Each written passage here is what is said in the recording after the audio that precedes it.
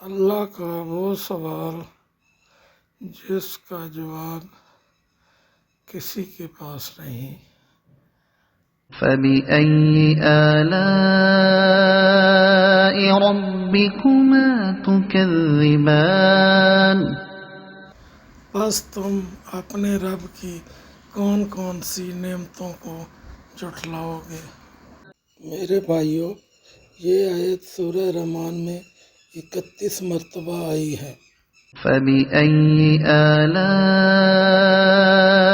رَبِّكُمَا تُكَذِّبَانِ؟ یہاں اللہ تعالیٰ دو گروہوں سے خطاب فرما رہے ہیں، انسان اور جنات سے۔ اللہ کا مطلب ہے نعمتیں، احسانات، قدرت کی نشانیاں۔ تو کذبان کا مطلب ہے تم دونوں جھٹلاتے ہو، انکار کرتے ہو۔ یعنی اللہ پوچھ رہے ہیں کہ اے انسانوں اور جنوں، میری اتنی نعمتیں تمہارے چاروں طرف بکھری ہوئی ہیں، پھر بھی تم کون کون سی نعمت کا انکار کرو گے۔ اب ذہن میں سوال آتا ہے کہ یہ آیت 31 بار کیوں دہرائی گئی؟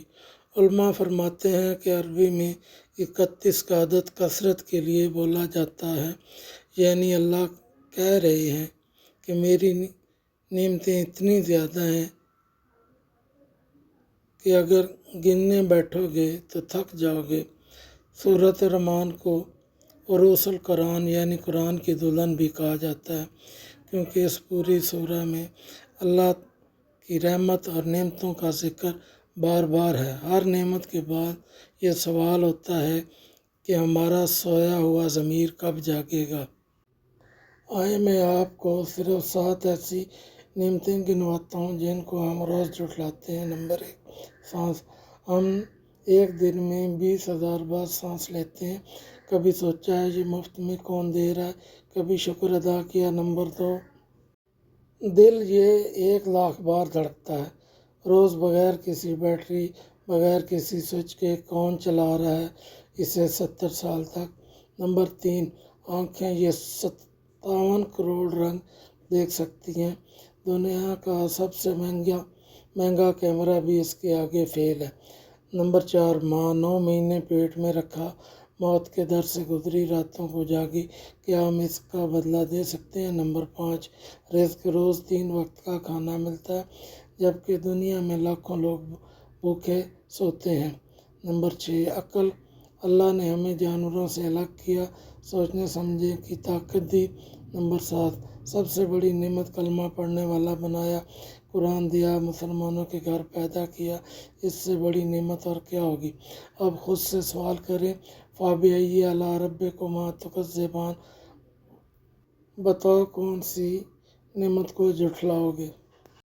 اسی سورہ رحمان میں اللہ ایک اور جگہ فرماتے ہیں، مرج البحرین یلتقیان، اس نے 2 دریا رواں کیے جو باہم ملتے ہیں، بینہما برزخ لا یبغیان، اور ان دونوں کے درمیان ایک آڑ ہے جس سے وہ تجاوز نہیں کرتے۔ آج سائنس نے ثابت کر دیا کہ میٹھے اور کھارے پانی کے سمندر جب ملتے ہیں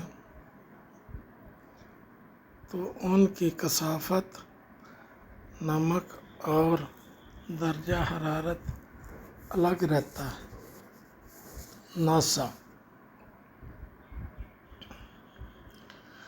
ناسا کی سیٹلائٹ تصاویر موجود ہیں۔ اب آپ خود سوچیں، 1400 سال پہلے عرب کے صحرا میں بیٹھے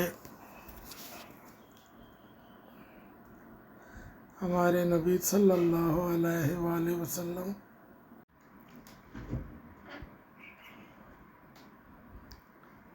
کو سمندر کی یہ سائنس کس نے بتائی؟ یہ ہے فَبِأَيِّ آلَاءِ، یہ اللہ کی کھلی نشانی ہے۔ آپ بھی جھٹلاؤ گے؟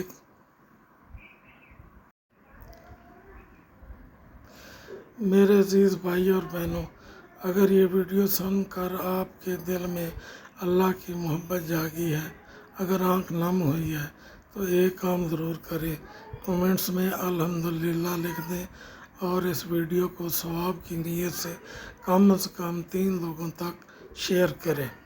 ہو سکتا ہے آپ کے ایک شیئر سے کسی کی زندگی بدل جائے، کوئی نماز پڑھنا شروع کر دے اور یہ آپ کے لیے قیامت تک صدقہ جاریہ بن جائے۔ اللہ پاک ہم سب کو اپنی نعمتوں کا شکر ادا کرنے والا بنائے، ہمارے ماں باپ کو صحت دے، ہمارے گناہ معاف فرمائے، آمین یا رب العالمین۔ مکمل سورہ رحمان اور اردو ترجمے کے ساتھ سننے کے لیے چینل کو سبسکرائب کریں۔ جزاک اللہ خیر۔